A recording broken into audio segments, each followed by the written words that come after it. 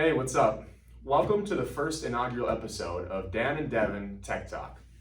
This is the weekly episode where we're going to break down one interesting thing happening in the tech world and why it matters to you as a business owner. And then we're going to share an educational tip helping you to become an expert in business technology.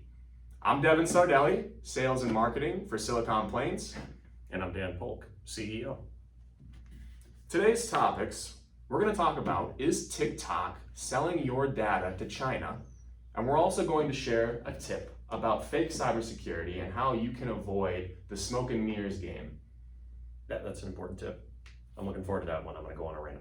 Awesome. It has recently been shared that TikTok has been selling user data to China. Reports have came that ByteDance, TikTok's parent company, is in fact accessing United States user data from Beijing. First of all, I wanted to ask you, what are your general thoughts on that? And then taking it into a little bit deeper standpoint, what does that mean to business owners? Well, I think that, I don't think it surprised anybody when they were thinking about whether or not there's a treasure trove of data with TikTok in the way that you pause on a video, the type of videos that they then show you if you did pause, if you're favoriting one, if you're subscribing to a channel. And all of the content in those are, they've got all that metadata associated with it, whether it's the hashtags at the bottom or the music and the song that was linked to it, or the web link sometimes that's linked to the content as well. So you've got all of this coming together. So nobody's going to go look at this and go, that's valueless, right? Right, yeah. The problem is that I think it gets disguised so well on social media that it actually does. I think it surprises people sometimes in a way where they go, I didn't actually think that I was doing something that could be subversive to a democracy, right? Because I like looking at Chihuahua videos. Right. And yet you're stopping every once in a while on that one that TikTok throws you and going, and maybe it's a political subject that's disguised as something funny. Now they're starting to hone in on who you are, where you live, and what you think. That is incredibly valuable. And that actually leads into what we're going to talk about a little bit later, related to all of the cybersecurity that seems to be out there available to us all. And in reality, it's kind of not. And that's one of those things with TikTok is it probably seemed like people were secure, like this is just me on a phone. It absolutely isn't. If you're enjoying this video so far, give us a like below and subscribe to our channel for more weekly content like this. That's an interesting take, because I think a lot of people really enjoy using TikTok, especially people in the younger generation. I know a lot of people that actually use it as a tool to learn from investing knowledge, business knowledge, things of that nature. So it's interesting to hear that take of just exactly what they're using that data for and what that could mean to us, potentially in the future. Yeah, absolutely. It's become the new YouTube. Yeah. And I think that people can remember back to, well, at least my generation, and Ken, and I appreciate you throwing in the younger generation comment when you were staring into my soul. But my generation can remember the site Vine. Yeah. Vine on, and TikTok was a lot like Vine where the videos are super short, but it was completely just comedic content, and there wasn't a lot of that ancillary data associated with the videos, and so you really didn't get a lot of content wasn't nearly as targeted. And so there wasn't that dopamine rush of finding things constantly by just going like this with your thumb. So these companies like Facebook and others have done such a good job of figuring out what you want, what you like, that it's now answers that other people, other companies, other countries need to start manipulating what you think.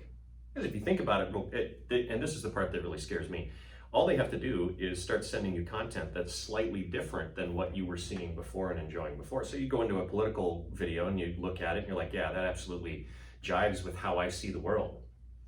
And now Beijing, literally Beijing, can start sending you slightly different videos to start warping your sense of what you originally thought, while they wrap it up in some sort of dancing penguin, or somebody doing whatever it is that they're, I don't understand any of the dances, but they're doing those, and you're like, oh yeah, I love watching those videos.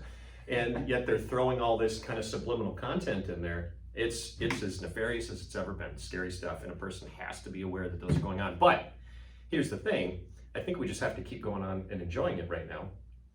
I mean, I use TikTok even though I'm not one of the younger generation. Right, I just want to let you know that I am of the older generation. I do use really, it. you are, I didn't tell. Yeah, right? This has been gone since I was 21. Really? Couldn't guess. Don't try to guess how old I am. And so you've got, yeah, I think you have to keep using it because what control do you really have other than to shut it all off? Right. It's, and the idea of manipulated content's been around since people were carving stuff into rocks. Yeah, it's not a new handing it to concept. somebody else. Right. It's not a new concept. So it is kind of surprising that we've tried now. I think we're working on our second go around of making TikTok either go away or be held accountable. And that's Right. That's also scary that the government just kind of throws up their hands and waggles a finger.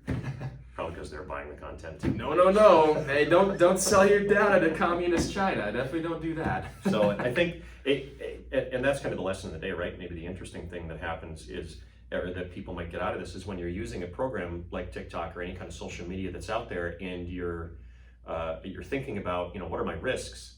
Try to evaluate them beyond just whether or not the program has a password, or they tell you that it's encrypted or what have you. It's kind of that second or third layer of awareness that you need to have. Because you remember before somebody sends you a link, don't click that link, very simple because you go, well, that link looks kind of fake. Mm-hmm. So I'm not going to click that link in my email.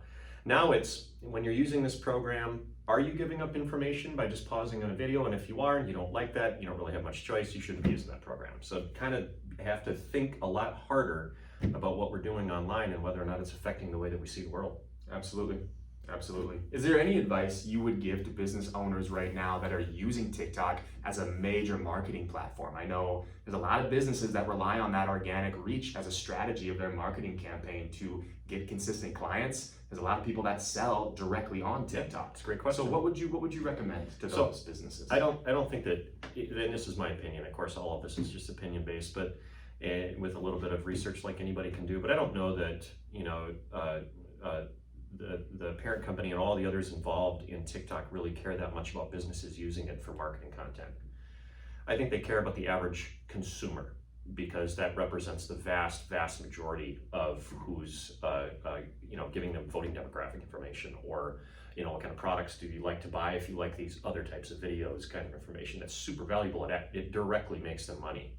I think that on the business side of things, if it works to advertise and market, go for it. All standard security practices apply, of course, but go for it and use it because if, as a platform, you're reaching a lot of people just like the ones in Beijing. So, hey, maybe you can get people to vote differently too. Right. I mean, if we can use it for capitalistic purposes, I suppose, then absolutely go for it. Standard rules apply to make sure nobody's leaking information that you don't want them to.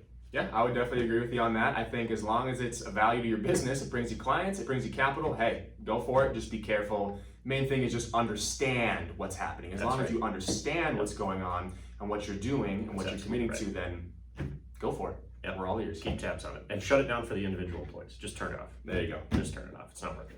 Okay, now we're going to get into the second segment of this video where we're going to share an educational tip that we hope is going to help make you an expert in utilizing business technology.